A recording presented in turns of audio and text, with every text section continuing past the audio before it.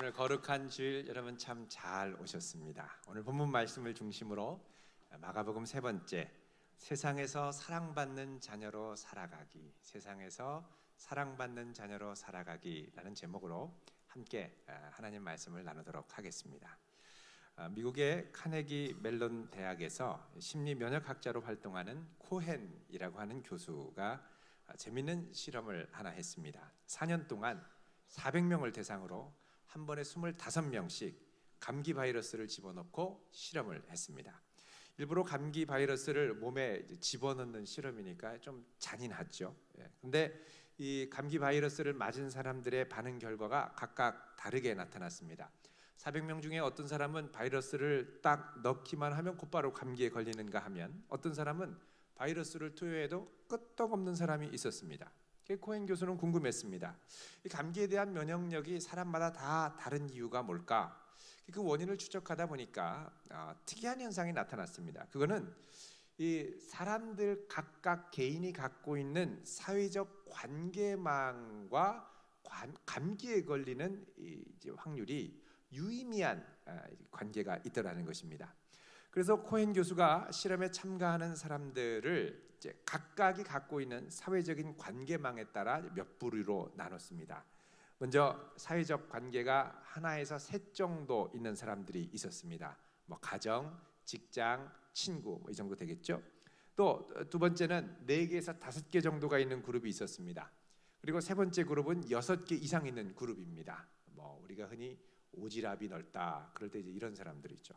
가정, 직장, 친구, 교회, 목장, 사회봉사, 동창회, 아파트, 부녀회, 새마을, 로타리 다 그러니까 많이 있는 분들. 자, 실험 결과 교제 그룹이 3개 이하로 있는 이 관계망이 적은 사람들, 이 사람들은 6개 이상이었던 사람들에 비해서 감기 걸릴 확률이 4배나 많았습니다. 또 감기가 심하게 걸린 정도도 사회적 관계가 적은 사람들이 훨씬 더 심했습니다. 코막힘 정도, 콧물의 양 이런 걸 비교했을 때 훨씬 높게 나왔습니다. 자, 목장 모임 참석하지 않고 또 축도 전에 좌우에 인사도 안 하고 휙 나가는 분들 좌우에 인사하겠습니다. 감기 조심하십시오. 감기 조심하셔야 됩니다. 이 여름에 감기 걸리면 망신입니다.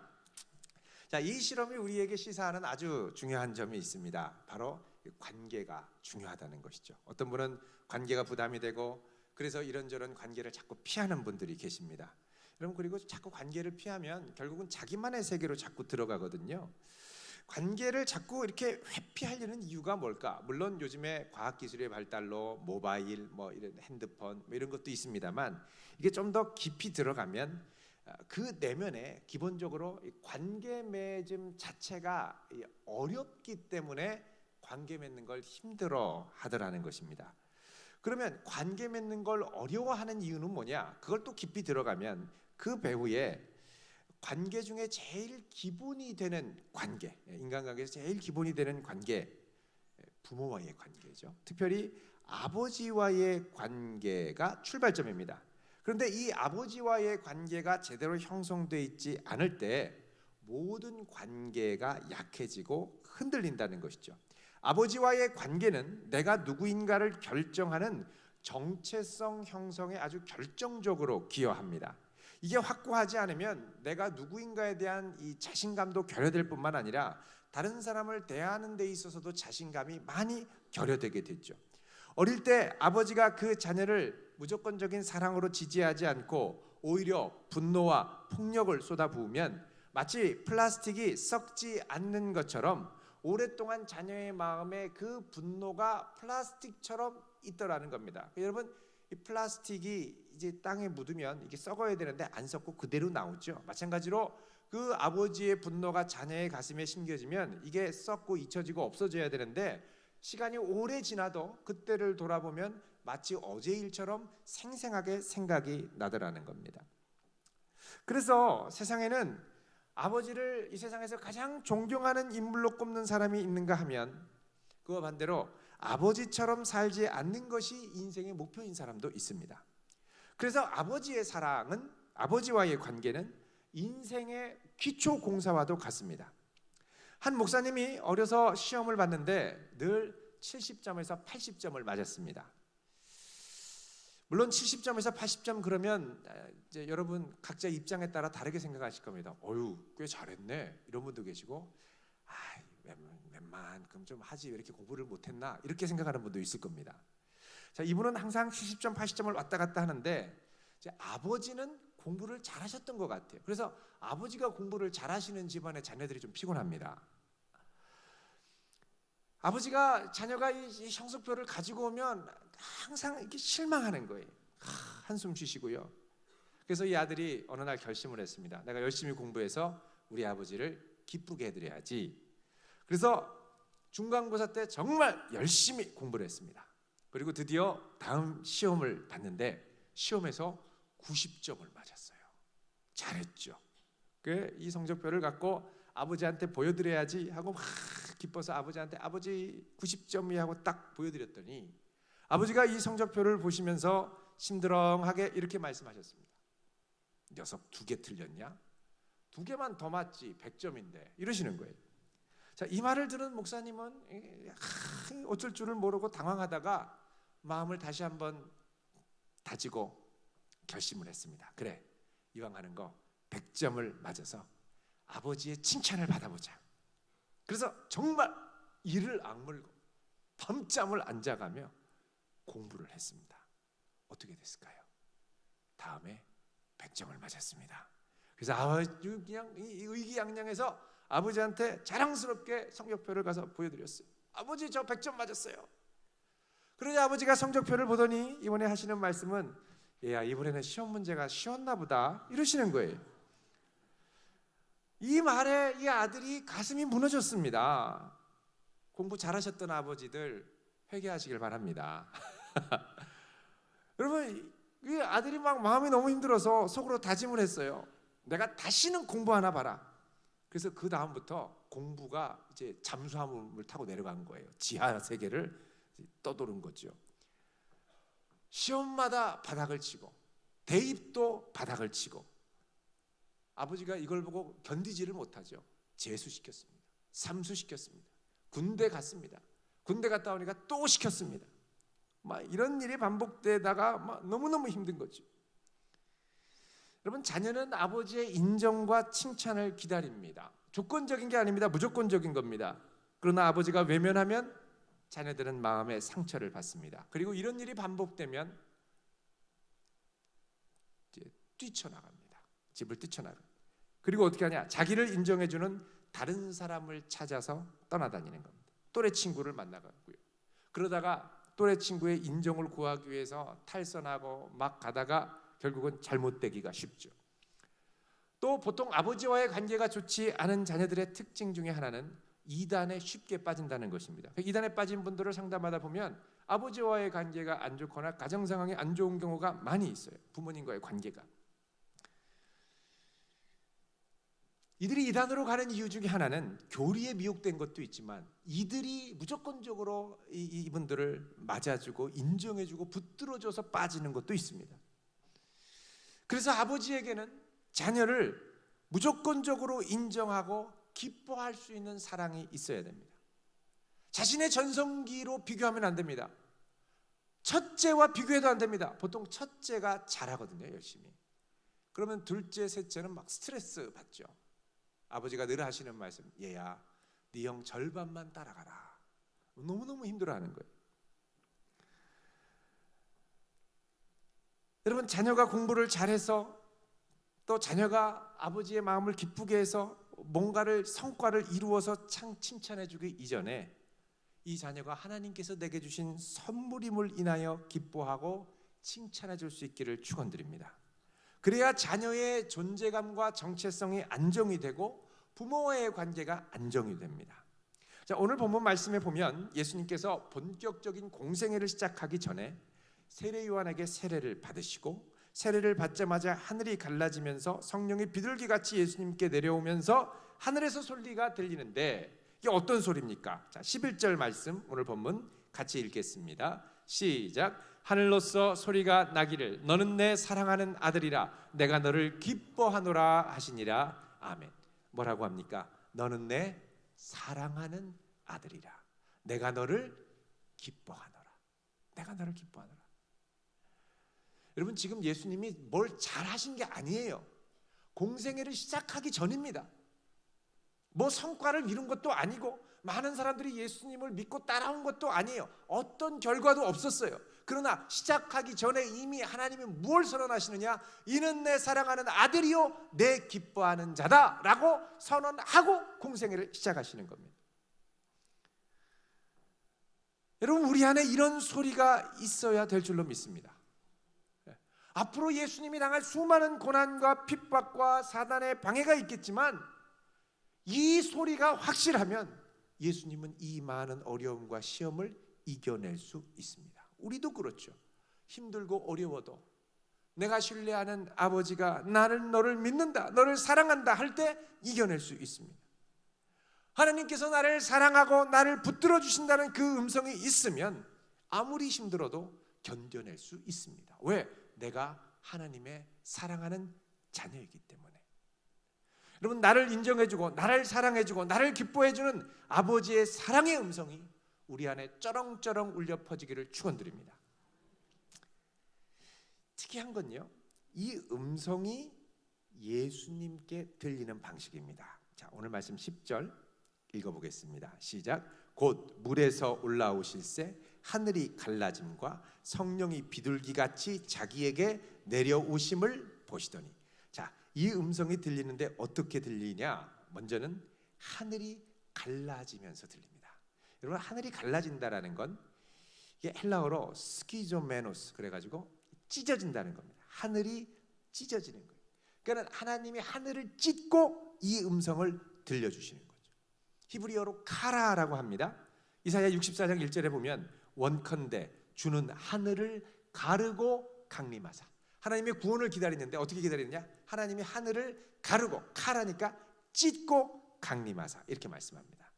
여러분, 하나님이 왜 하늘을 찢고 강림하실까요?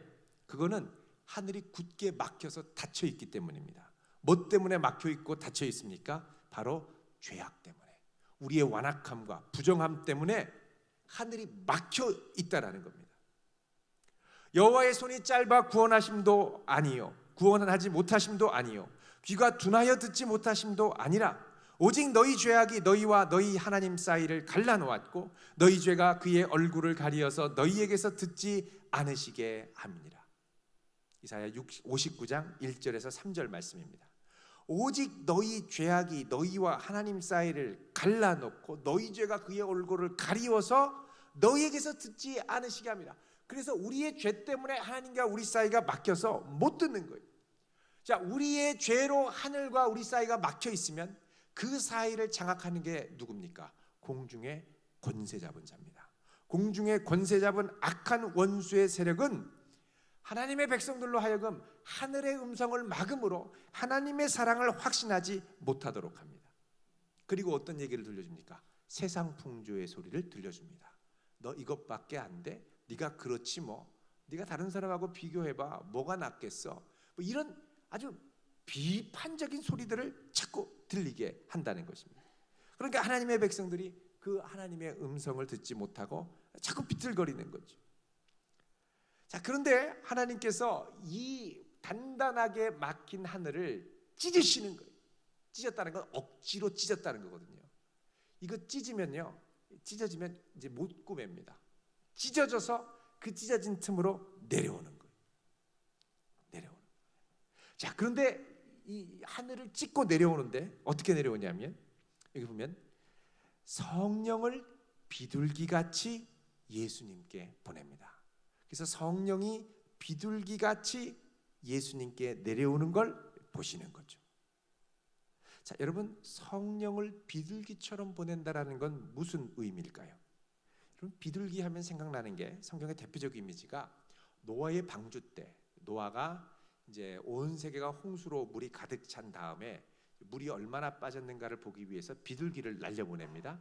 근데 비둘기가 이 온 세상에 가득 찬 물 위를, 수면 위를 쫙 날고 이제 운행하면서 가다가 이제 이 올리브 잎사귀를 발견하고 그걸 뜯어가지고 노아에게 돌아오죠. 그래서 보통 우리 유엔 무슨 평화 뭐 이런 거 포스터 같은 거 보면 비둘기가 항상 입에 뭐 물고 있습니까?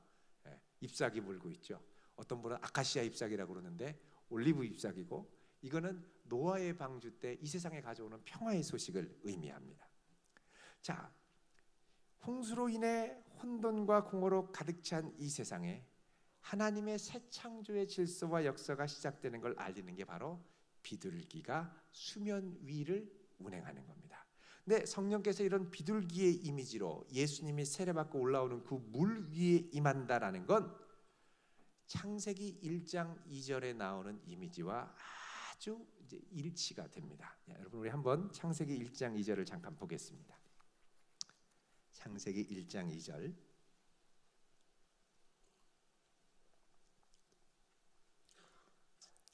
같이 읽겠습니다. 시작. 그 땅이 혼돈하고 공허하며 흑암이 깊음 위에 있고 하나님의 영은 수면 위에 운행하시니라. 아멘. 자, 하나님의 영이 수면 위에 운행한다고 그러죠. 근데 그 수면 아래는 어떤 일이 있느냐? 세상이 창조되기 전에 혼돈과 공허와 흑암과 깊음이 있고 그 위가 물로 뒤덮여 있고 하나님의 영이 그 위에 운행하셨다. 그러니까 하나님께서 이 세상을 창조하기 전에 혼돈과 공허와 물로 가득 찬 이 세상을 운행하시다가 이제 선포하는 거죠. 빛이 있으라.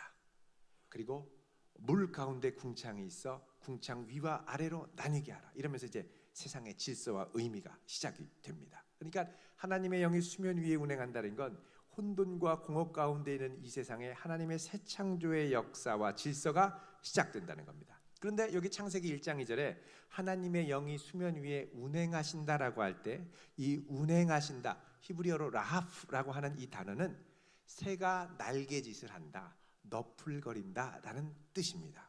그러니까 성령이 하나님의 영이 수면 위에 운행하는 건 수면 위를 나는 것이고, 노아가 비둘기를 보냈다가 수면 위로 비둘기가 날아오는 것이고, 또 이것은 예수님이 세례받을 때 하나님의 새 창조의 능력이 성령으로 이 땅 가운데 새 창조의 일을 하기 위해서 이 세상에 하나님이 택하신 한 분, 하나님의 아들의 머리 위에 내려오는 겁니다. 그래서 하나님의 새 성령을 받고 기름 부음을 받은 자, 기름 부음을 받은 자를 뭐라 그러냐? 메시아 그리스도라고 얘기를 하죠.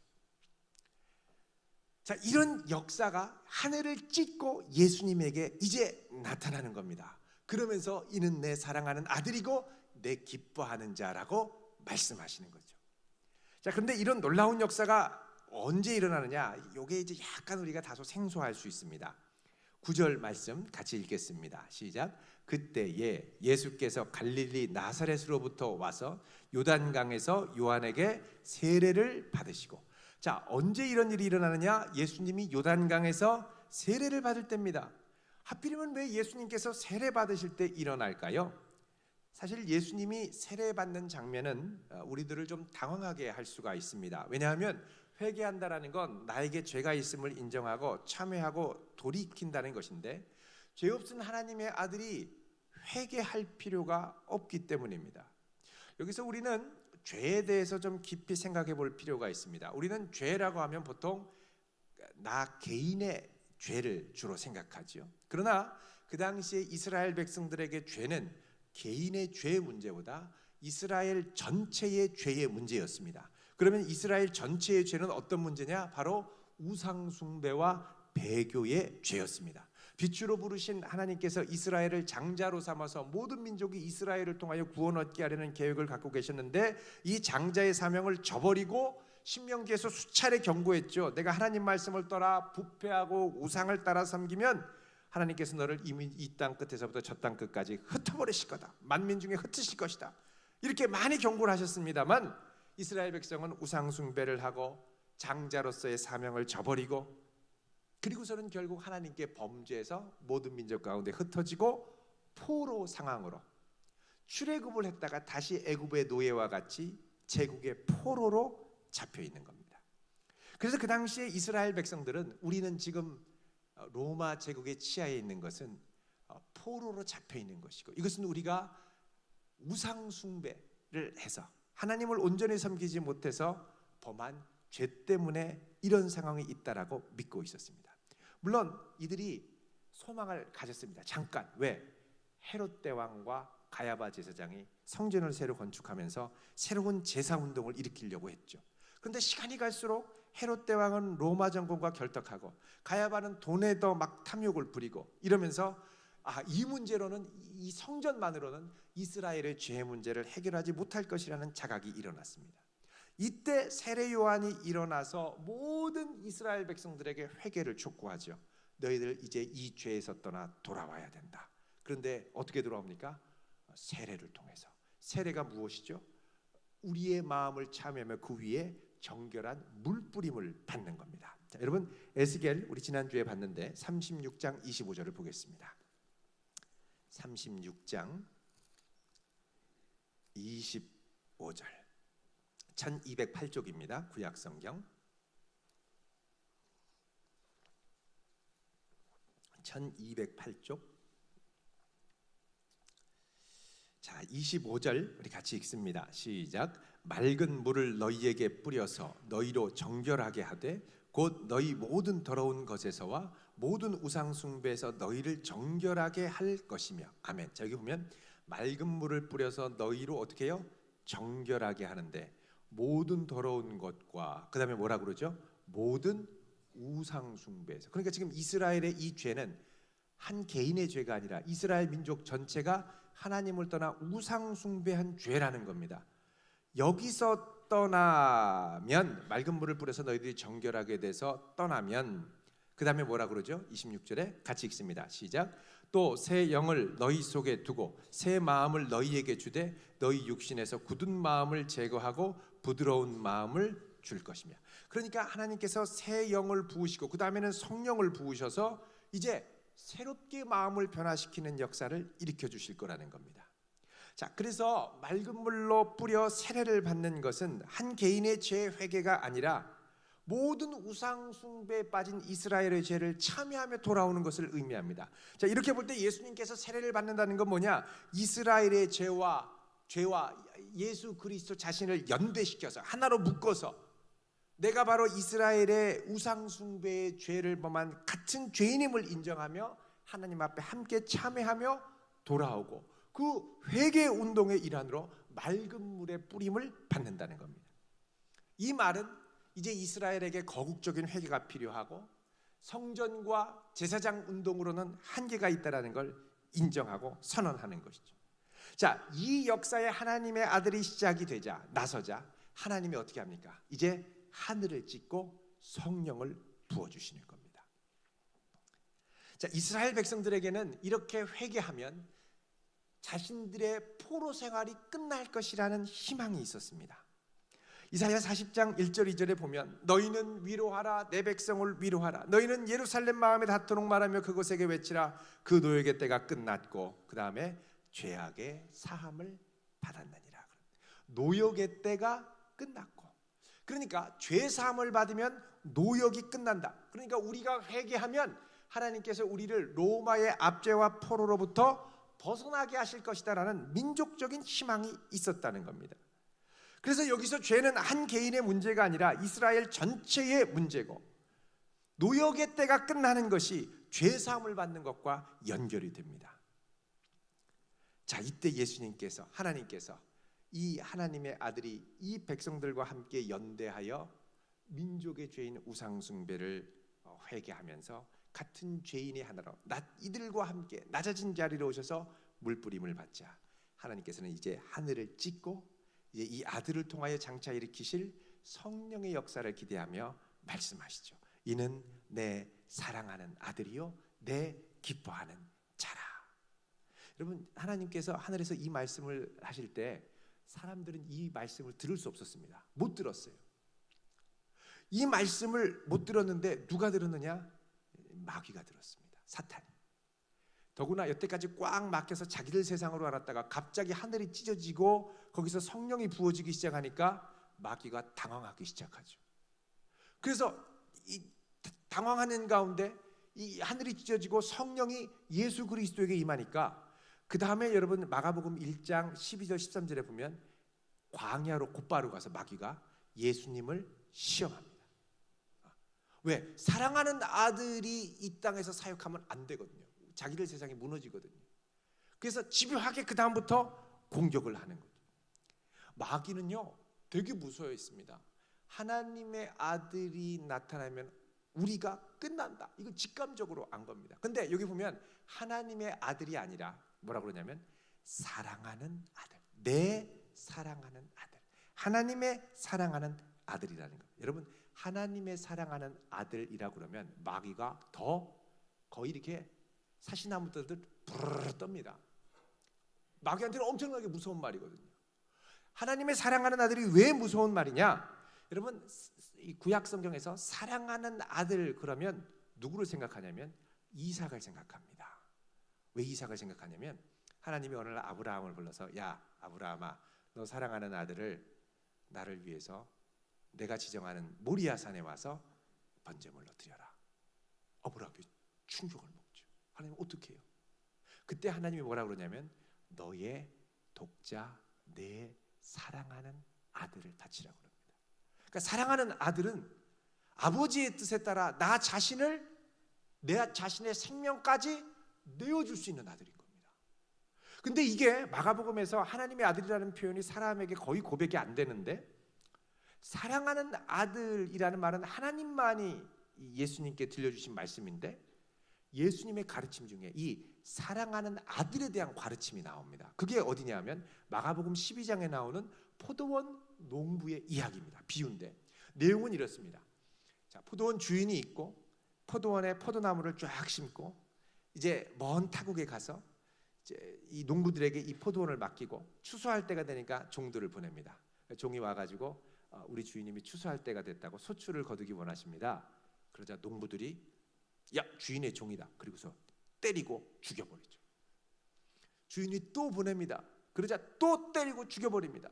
또 보냅니다. 또 보냅니다. 계속 때리고 죽입니다. 그러다가 주인이 보내다 안 되니까 이제 어떻게 하냐면 그러면 이제는 내가 내 사랑하는 아들을 보내겠다 이렇게 얘기합니다. 그게 마가복음 12장 6절에 나옵니다. 한번 보겠습니다. 마가복음 12장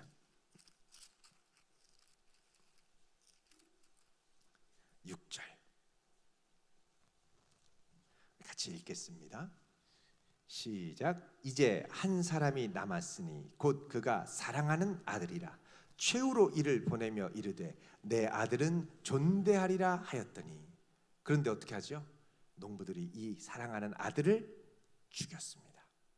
그래서 사랑하는 아들은 아버지의 뜻에 따라 자기 목숨을 많은 사람을 위한 대속물로 내어주는, 하나님과 인간 사이에 화목제물이 되어주는 아들이라는 의미가 마가복음에 들어있는 겁니다.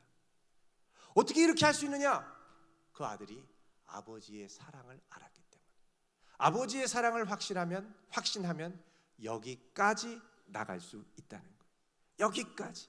내 기뻐하는 자여 내 사랑하는 자라는 음성에 확신이 있으면 죽는 데까지, 나 자신을 내어드릴 때까지 나갈 수 있다는 겁니다. 여러분, 사랑의 확신이 있는 사람은 자기를 희생하고 내어주는데 두려움이 없습니다. 온전한 사랑이 두려움을 내어쫓는다고 그러죠. 근데 온전한 사랑이 아니면 자기를 보호하고 방어하는 데 급급합니다. 자, 이 사랑하는 아들이라는 음성을 들은 예수님 말고 제자가 있었는데 그게 누구냐면 베드로입니다. 처음에는 몰랐어요. 제자로 부르시기 전이니까. 근데 나중에 예수님이 이 베드로를 데리고 변화산, 다볼산이라고 그러죠. 변화산에 데리고 갔을 때 하늘에 구름이 갑자기 쫙 끼면서 하늘에서 음성이 들립니다. 이는 내 사랑하는 아들이요 내 기뻐하는 자니 너희는 저의 말을 들으라. 그 음성이 들리죠. 예수님이 하나님의 사랑하는 아들이라는 음성을 듣습니다. 근데 이게 너무 충격적이고 놀라운 일이라서 베드로가 나중에 베드로후서 1장 16절 17절에 보면 이렇게 얘기를 합니다.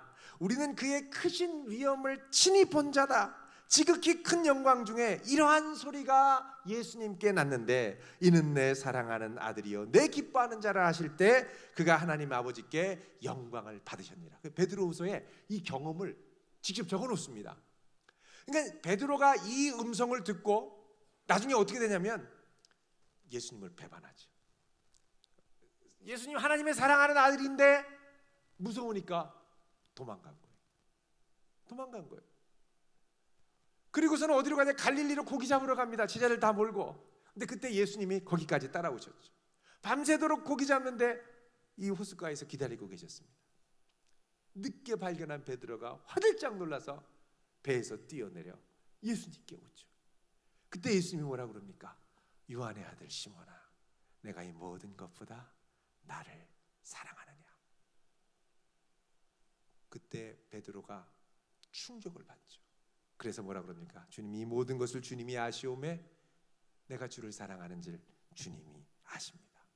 주님이 3번 얘기하십니다. 그리고 베드로는 주님을 사랑한다는 얘기를 듣고 거기서 주님의 사랑의 음성을 확인받습니다. 이렇게 해서 주님의 사랑을 확신한 베드로는 평생 주를 위해 살게 됐죠. 그리고 베드로가 백발이 성성한 노인이 됐을 때 베드로는 로마 교회의 감독이 됩니다. 목회를 하죠. 근데 로마에 대규모의 핍박이 몰려듭니다. 많은 성도들이 베드로 사도를 걱정하면서 베드로 사도님 어서 피하세요. 위험합니다. 목숨이 위험합니다. 성도들이 하도 얘기하는 바람에 베드로가 몸을 숨기러 갑니다. 떠났죠. 그 로마 성읍을 벗어나서 성 밖으로 나가는데 그때 환상 중에 주님이 나타나시는 거예요. 깜짝 놀라서 베드로가 물어봅니다. 주님 어디로 가십니까? 쿼바디스 도미네. 그러자 예수님께서 베드로야, 나는 내가 두고 온 저 양을 위하여 다시 간다. 베드로가 깜짝 놀라죠. 주님 아닙니다, 아닙니다. 그렇게 가시면 안 됩니다. 사랑하셔서 나에게 맡긴 양 제가 가서 돌봐야죠. 그리고 다시 걸음을 돌이켜서 로마로 들어갑니다. 로마에 갔더니 로마 군병들이 아니나 다를까 기다리고 있었어요. 베드로를 잡아서 십자가에 못 박아 죽이기로 판결을 내립니다. 이때 베드로가 내가 사랑하는 주님이 십자가에 달려 못 박혀 죽으셨는데 내가 어떻게 감히 그분처럼 죽을 수 있겠는가? 그리고 거꾸로 매달려서 죽기를 자원합니다.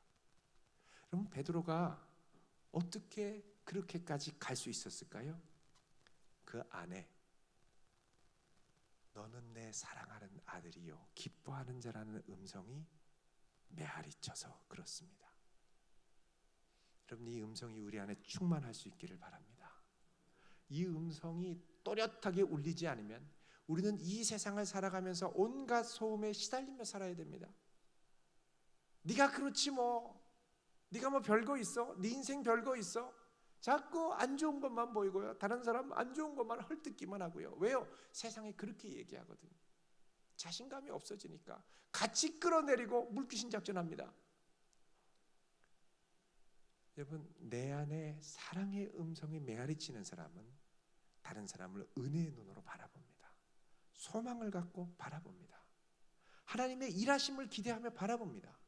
근데 그 안에 그 사랑의 확신의 음성이 없으면 불안하고요. 다른 사람도 이상하게 보이고요. 자꾸 비교해서 나 자신을 막 학대하고요. 또 나보다 못한 사람을 심하게 깎아내리고요. 이게 내 안에 사랑의 음성이 없어서 일어나는 일들입니다. 여러분, 이 음성이 우리의 마음과 생각을 사로잡을 수 있기를 축원드립니다. 이 음성이 우리로 하여금 이 세상에서 하나님의 자녀로 당당하고 자신감 있게 설 수 있도록 만들 수 있기를 주님의 이름으로 축원드립니다. 기도하겠습니다. 거룩하신 하나님,